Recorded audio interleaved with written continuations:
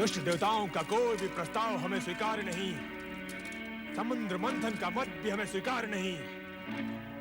लगता है इसमें भी देवताओं का कोई नवीन षड्यंत्र है। नारायण नारायण, इतने शक्तिशाली होने पर भी देवताओं से भयभीत हो रहे हो? कदापि नहीं। हमारे द्वारा देवताओं को स्वर्ग से बाहर खदेड़ना इस बात का ठोस प्रमाण है कि हम देवताओं से अधिक शक्तिशाली हैं। वास्तव में तुमने तो होनी को अनहोनी कर दिखाया है। दुर्वासा के श्राप से प्रेरित होकर एक बड़ी चुनौती स्वीकार की है और उसमें विजय भी हुए हो। नारायण नारायण। निश्चित ही विजय हुए। मैं एक बात सोच रहा हूँ, तुम दानव यदि शक्तिशाली हो तो देवगण बुद्धिमान ज्ञानवान, तुम दानव एक स्वर्ग लेकर यहाँ मौज मनाते बैठे रहोगे और वहाँ देवगण समुद्र मंथन से 100 स्वर्ग उत्पन्न कर डालेंगे। सत्य तो यह है कि आरंभ में देवताओं को भी कोई रुचि नहीं थी, परंतु भगवान शिवशंकर ने जब समुद्र मंथन से उत्पन्न होने वाले दुर्लभ पदार्थों की बात कही तो देवता सहर्ष मान गए। परंतु ये बात आपने हमें पहले क्यों नहीं बताई देवर्षि नारद? बताता तभी जब तुम सुनने को तैयार होते। तुम तो अपने पद के मद में डूबे हुए हो। नारायण नारायण। शिवशंकर पर तो हमें पूर्ण विश्वास है, परंतु यदि उनकी बात मानकर हम समुद्र मंथन का प्रस्ताव स्वीकार भी कर लें, तो भी इस बात का क्या भरोसा कि समुद्र मंथन से उत्पन्न पदार्थों का वितरण सुरों और असुरों में निष्पक्षता से होगा। ऐसा प्रतीत हो रहा है सेनापति राहु कि तुम हमारा तात्पर्य नहीं समझ पाए। नारायण नारायण। सुनिए तो सही देवर्षि नारद। एक और तुम कहते हो कि तुम्हें भगवान शंकर पर पूर्ण विश्वास है और दूसरी ओर शंकर का आंचल भी नहीं छोड़ सकते। ऐसे तो कोई निर्णय नहीं लिया जा सकता। अरे देवर्षि, यदि एक बात देवताओं को मान्य हो तो हमें समुद्र मंथन का प्रस्ताव स्वीकार्य है। क्या? यही कि समुद्र मंथन से पहले हम स्वर्ग लोक नहीं छोड़ेंगे। इसका निर्णय तो भगवान शिवशंकर ही करेंगे और तुम ये भली भांति जानते हो और मानते भी हो कि वे निष्पक्ष नहीं। अब क्या कहें इसे, दानवों का दुर्भाग्य या देवों का भाग्य कि समुद्र मंथन से उत्पन्न होने वाले दुर्लभ पदार्थ मात्र देवों को ही प्राप्त होने की परिस्थितियां निर्मित हो रही हैं। धन्य हो प्रभु, धन्य हो। दानव अपने दुर्भाग्य का द्वार स्वयं खटखटाने जा रहे हैं। नारायण। देवर्षि नारद, मैं इस विषय पर एक बार शिवशंकर से बात करना चाहता हूँ। शुभस्य शीघ्रम। देवादिदेव महादेव और सेनापति राहु एक दूसरे से भली भांति परिचित हैं। चलो चले कैलाश। ओम नमः शिवाय। कैलाश। ठहर जाइए असुर सेनापति राहु। मुझे शिवशंकर से भेंट करनी है। कैलाशपति अभी ध्यान में है, तुम्हें प्रतीक्षा करनी होगी। बात महत्वपूर्ण है, मैं प्रतीक्षा नहीं कर सकता। शिवशंकर, महेश्वर, मेरा बात मत रुको, नहीं तो अनिष्ट हो जाएगा। नारायण नारायण नारायण नारायण। शांत हो जाओ, शांत हो जाओ। अतिथि के साथ ऐसा व्यवहार शोभा नहीं देता। किंतु ऋषिवर, ये हमारे शिवजी के ध्यान में बाधा डाल रहे हैं। इनसे कहिए कि बाद में आए। नारायण नारायण, ये बाधा नहीं डालेंगे। महादेव शिवशंकर की आज्ञा से ही वे यहाँ पधारे हैं। पधारिए पधारिए राहु, पधारिए।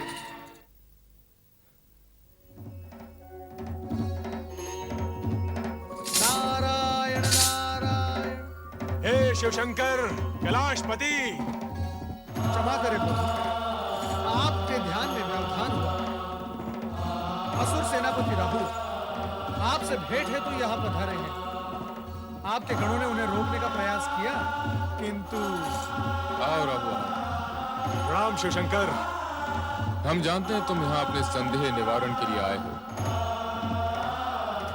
और तुम्हारा संदेह यह है कि समुद्र मंथन के पश्चात तुम असुरों से कहीं स्वर्ग न छिन जाए। कहो, यह सत्य है? सत्य है शिवशंकर। तो सुनो, तुम्हारी शंका निर्मूल है। इसकी संभावना मात्र उसी स्थिति में पैदा हो सकती है यदि तुम्हारे किसी अन्यायपूर्ण और अनैतिक कार्यों के कारण देवताओं का पल्ला भारी हो जाए। और तुम्हारी दूसरी शंका यह है कि समुद्र से निकलने वाले रत्नादि का विभाजन कैसे होगा। रत्नों का बंटवारा योग्यता के अनुरूप ही होगा। अयोग्य रत्न पाकर कोई भी पक्ष स्वयं ही नष्ट हो जाएगा। कोई और शंका? नहीं, परंतु इतना महान अनुष्ठान संपन्न कैसे होगा? समुद्र मंथन कोई बाल क्रीड़ा तो नहीं। चिंताएं करना न सुनो का काम है, न सुन का। समुद्र मंथन के कार्य संबंधित निर्णय हमने ले लिया है और संबंधित व्यक्तियों को आदेश भी दे दिए हैं। क्षीर सागरवासी विष्णु मंथन क्रिया के लिए मेरु पर्वत का आधार बने और वासुकी नाग रज्जों का कार्य करेगा।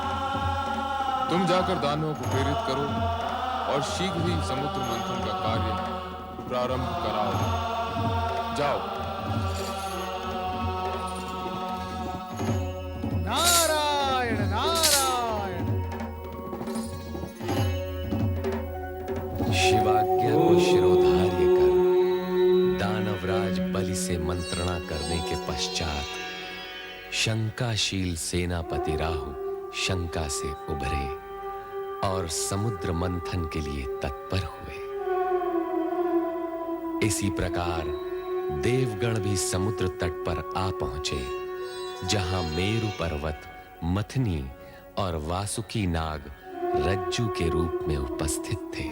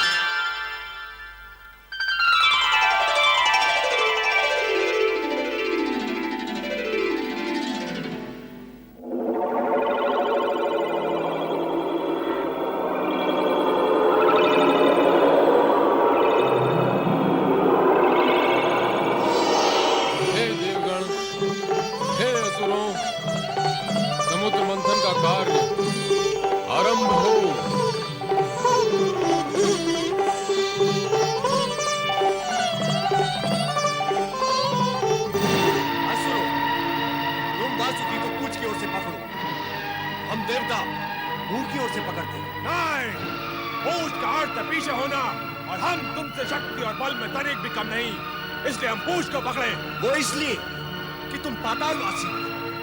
सृष्टि के अंतिम छोर में रहकर ही तुम सहज रह सकते हो।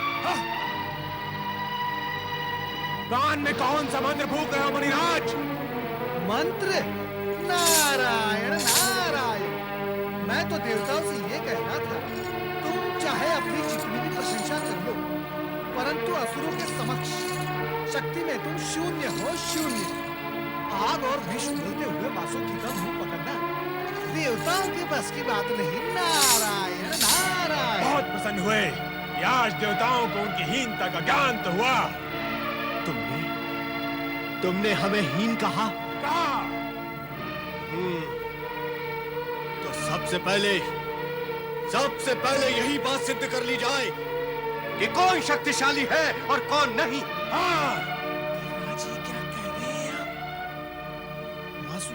से निकलने वाले विष से बचने के लिए मैंने ये सब सुहाग रचा था, और आप शत्रुता पर उतर आए। सभी देवता वासुकी की पूंछ की ओर रहेंगे और हम असुर मुख की ओर रहेंगे।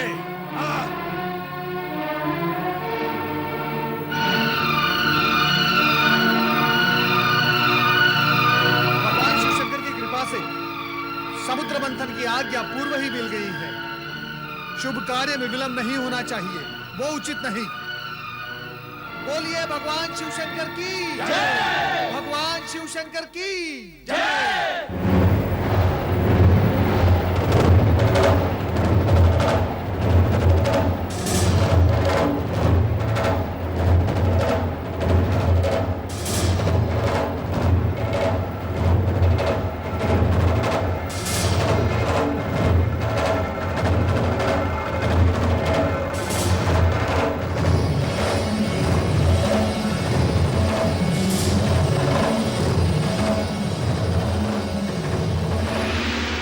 पकड़ने का निर्णय हमने उचित नहीं लिया, किंतु पीछे हटना भी तो संभव नहीं।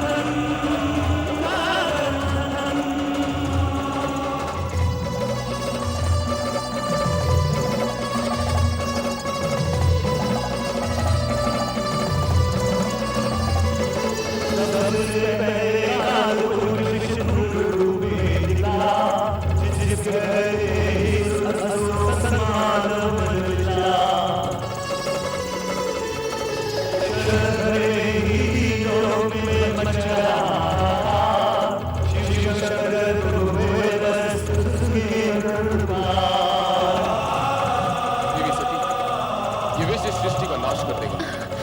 उसे इस सर्वनाश से बचाने के लिए हमें इस विष का पान करना पड़ेगा।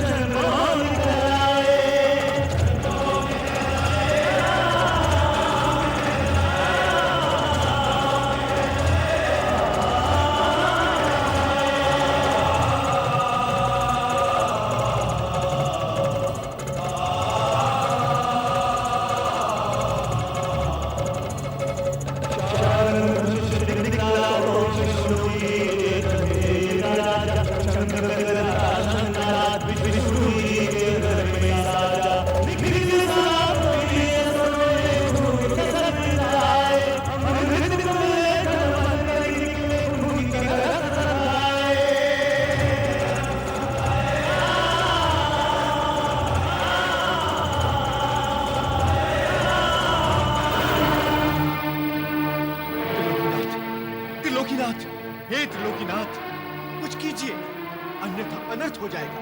हे जगदीश्वर, राक्षसों को यदि अमृत कलश प्राप्त हो गया तो उसे पीकर वे अमर हो जाएंगे और इन देवताओं के लिए नई बाधाएं उपस्थित हो जाएंगी। चिंता न करो नारद, अमृत देवताओं को ही प्राप्त होगा।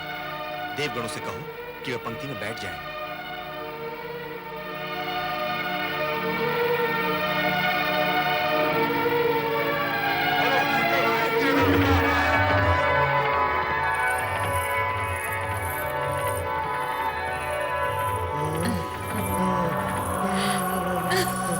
ये अप्सरा है या कौन है? स्वर्ग से आई है या समुद्र से?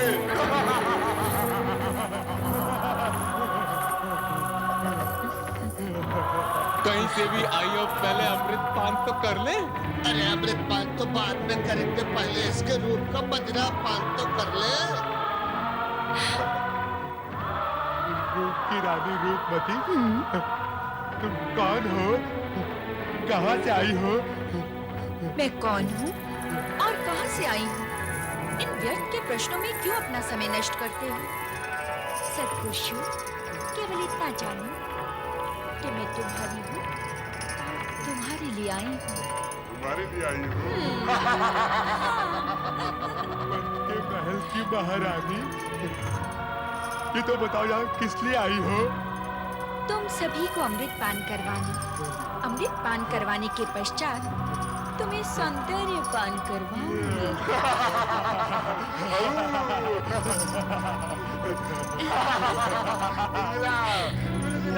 अमृत पान कराओगे तो कराओ। अमृत जैसे पवित्र पेय का पान करने से पूर्व स्वयं पवित्र होना आवश्यक है। तो फिर हम क्या करें? पहले तुम सब जाकर समुद्र में स्नान करके आओ, फिर अमृत का पान करना। अमृत का पान कराओगे तो कराओ। अमृत का पान करेंगे।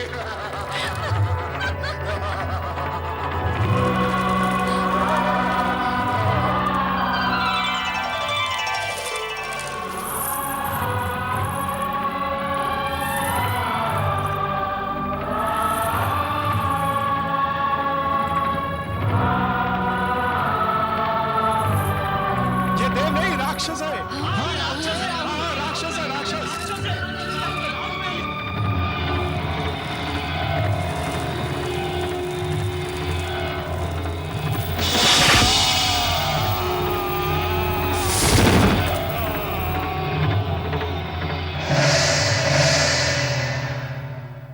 सुदर्शन चक्र द्वारा शिरोच्छेद होने के पश्चात राहु के मन में ये शूल चुभता रहा कि सूर्य के कारण ही वो अमृत पान में असफल रहा है। तभी से वो प्रतिशोधवश सूर्य को ग्रस्ता आ रहा है। असुरों के पाताल पलायन के पश्चात देवगणों का स्वर्ग पर अधिकार हो गया तथा विष्णु लक्ष्मी सहित बैकुंठ लोक में प्रतिष्ठित हो गए।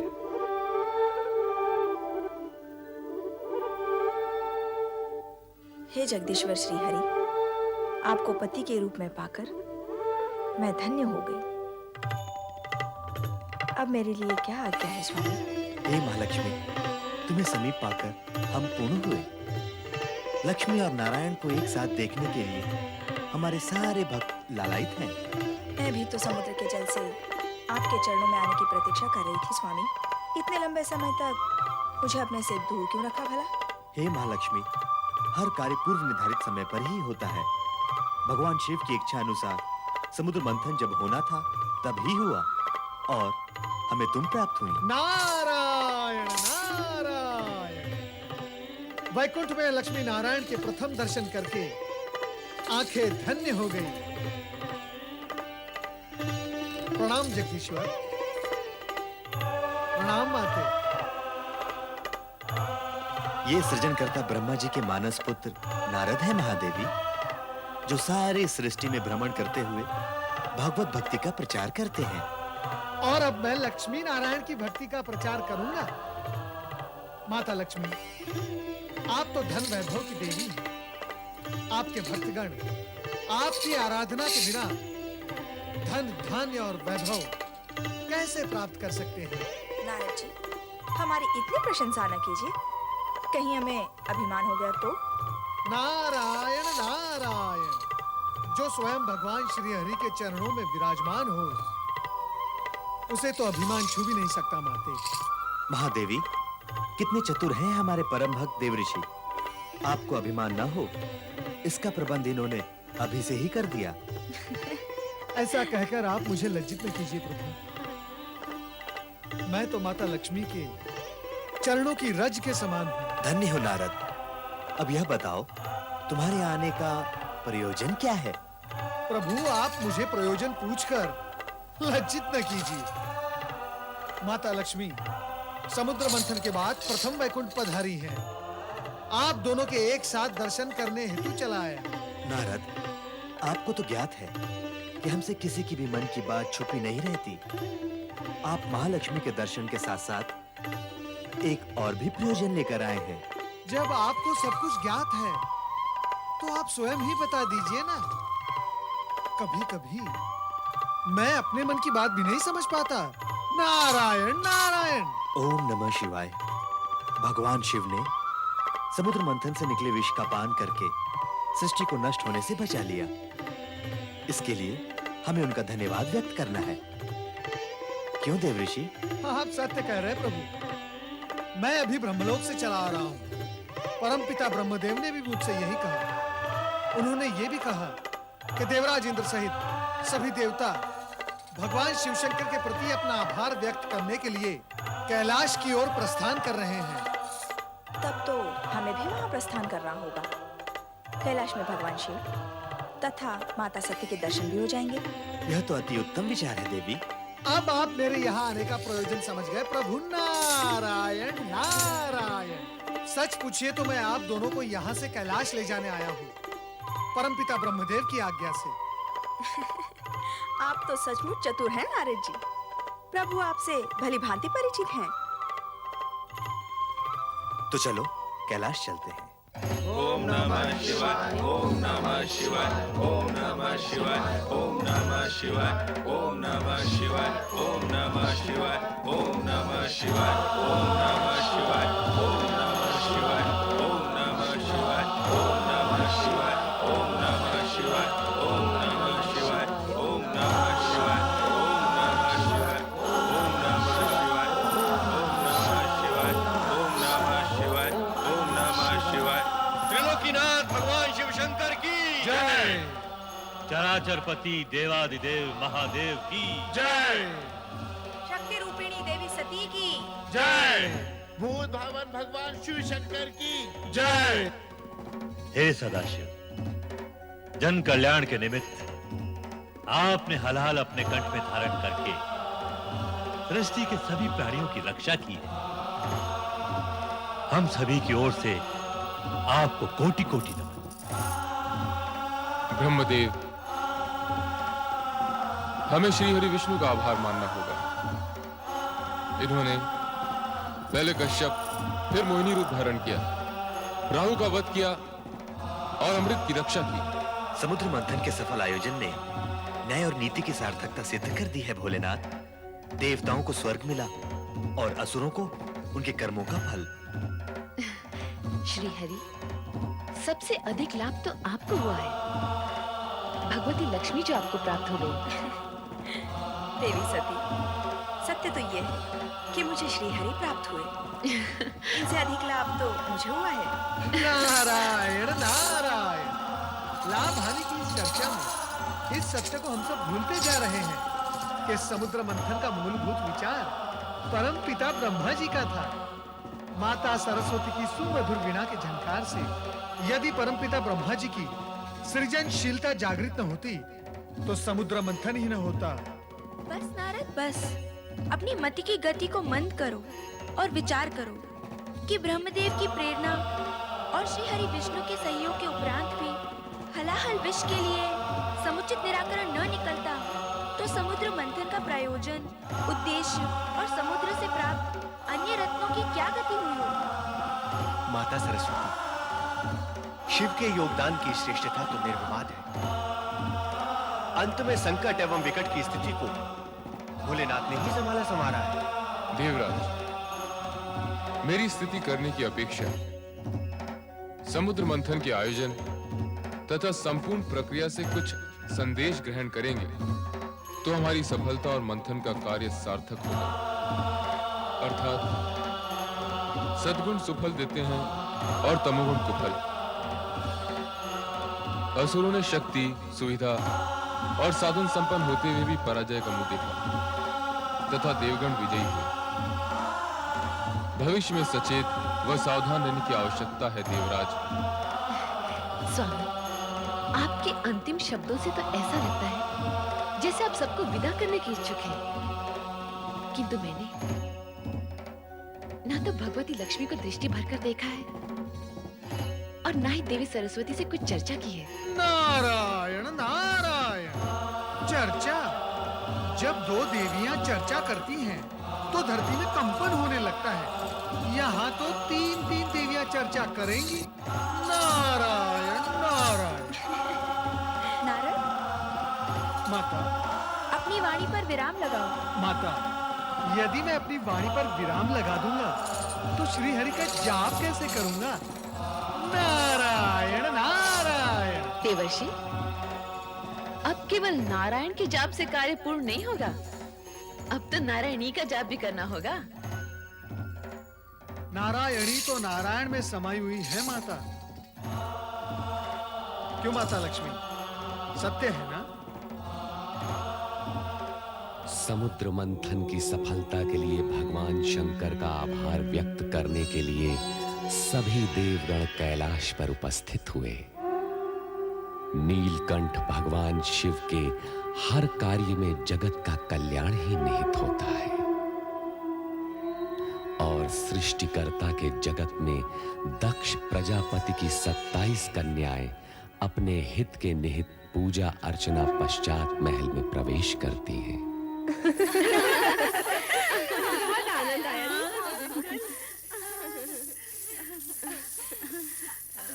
प्रणाम पिताश्री। प्रणाम माते। आयुष्मान भव। कहाँ से आई हो पुत्रियों? चंद्र पूजन के निमित्त गई थी माते। चंद्र पूजन? चंद्र पूजन ही क्यों? उत्तर दो पुत्रियों, उत्तर दो। तुम ही बताओ ना। तुम बताओ ना। तुम ही बता दो रोहिणी बहन। जिस प्रकार बहन सती ने अपने अभीष्ट वर को तपस्या से प्राप्त किया, उसी प्रकार हम भी अपनी पूजा अर्चना आराधना से चंद्र देवता का हृदय जीत उन्हें पति रूप में पाना चाहती हैं। देख लिया महारानी, देख लिया अपनी पुत्री सती को ढील देने का परिणाम। अब ये सब की सब उसी के दिखाए हुए मार्ग पर चलने का प्रयास कर रही हैं। स्वामी, अपनी पुत्रियों के विवाह तो हमें करने ही हैं। चंद्र अति सुंदर और तेजस्वी देव पुरुष है। यदि वो इन्हें भाग गया है तो आपको विवाह करने में आपत्ति नहीं होनी चाहिए। हमारी पुत्री सती अपने पति ग्रह में कितनी प्रसन्न है। इन्हें भी इनका मनोवांछित पति मिलेगा तो इनके सुख के प्रति भी हमें कोई शंका नहीं रहेगी। किंतु सभी पुत्रों का विवाह एक ही वर के साथ करने का विचार मुझे कुछ अनुचित सा लग रहा है।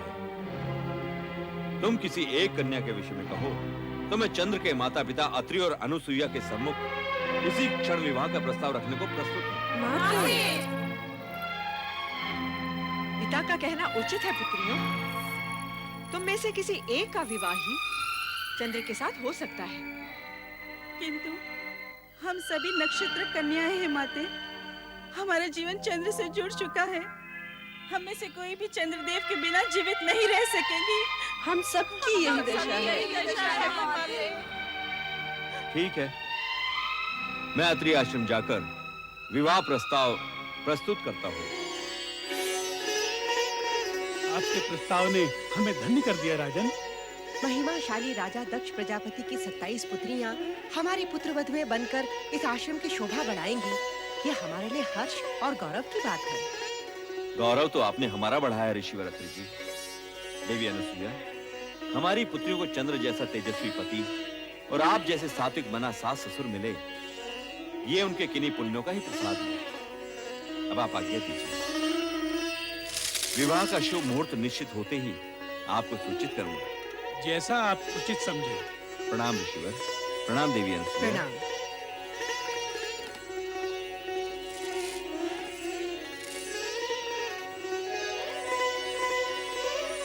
27 नक्षत्र कन्याओं के आगमन से यह आश्रम जगमगा उठेगा। आश्रम ही नहीं, आकाश से स्थित चंद्र महल भी। किंतु क्या स्वामी? मैं सोच रहा था, हमारे पुत्र चंद्र का चित्त अति चंचल है। क्या वो 27 पत्नियों के प्रति अपना पति धर्म एक रूपता से निभा पाएगा? विवाह के बाद का चिंतन ना करें स्वामी। चिंता करने से होगा भी क्या, क्योंकि इन नक्षत्र कन्याओं का चंद्र से विवाह होना विधि का विधान है और हम इसे हर्षपूर्वक स्वीकृति दे चुके हैं।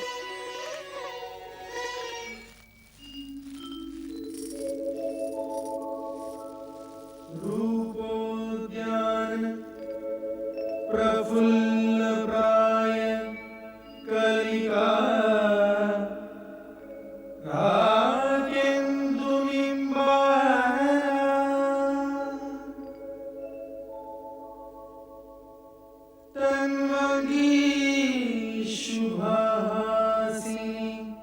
सुरसिका क्रीडा कला संरति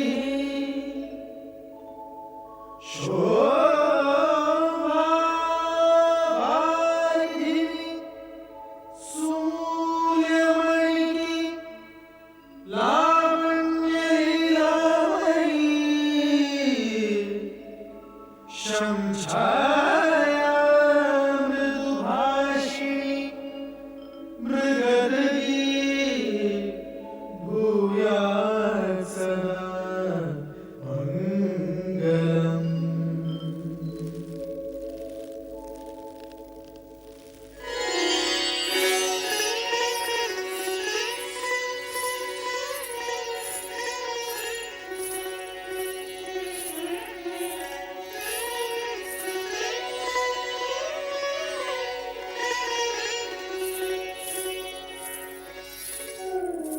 स्वामी रोहिणी को लेकर कक्ष में चले गए, हमसे बात भी नहीं की।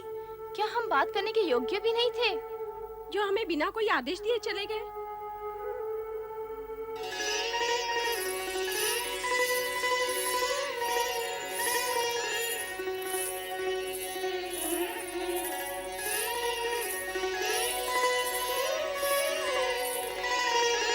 ये क्या प्रिय, मिलन की इस बेला में जब चंद्र रोहिणी को अपने शीर्ष पर सजाने का इच्छुक है, तो रोहिणी उससे छिटक रही है।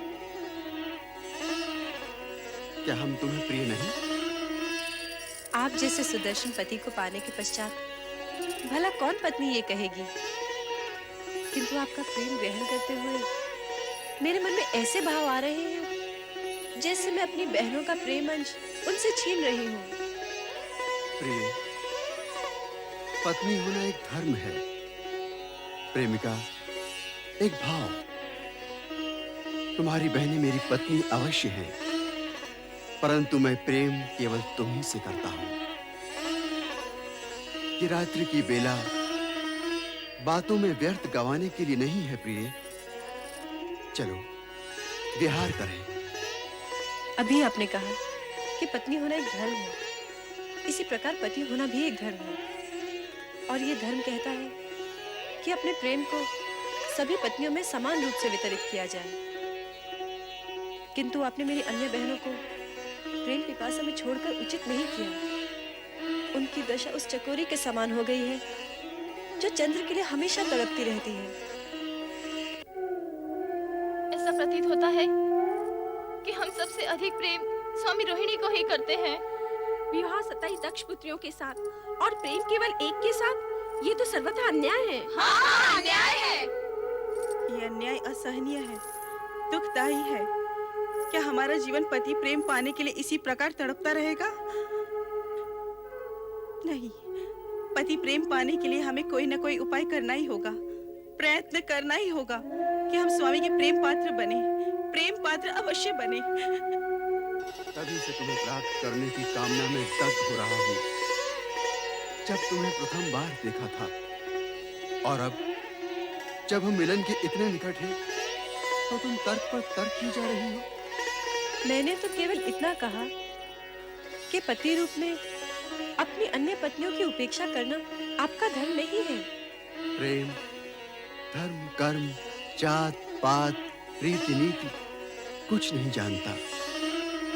प्रेम की परिभाषा तो सबसे निराली होती है, और यदि तुम इस परिभाषा का अर्थ जान जाओगी तो स्वयं कच्चे धागे की तरह मेरे पीछे पीछे खिंची चली आओगी।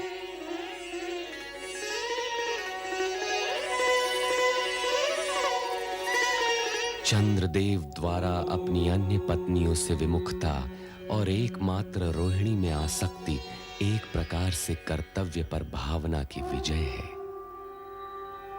चंद्रदेव पति पत्नी के संबंधों की पवित्रता व धर्म को भूल गए। संभवतः ये भी भगवान शिव की असीमित लीला का ही परिणाम हो। पर ऐसी विजय की सराहना कदापि नहीं होती जिसमें भावना कर्तव्य से श्रेष्ठ हो जाए।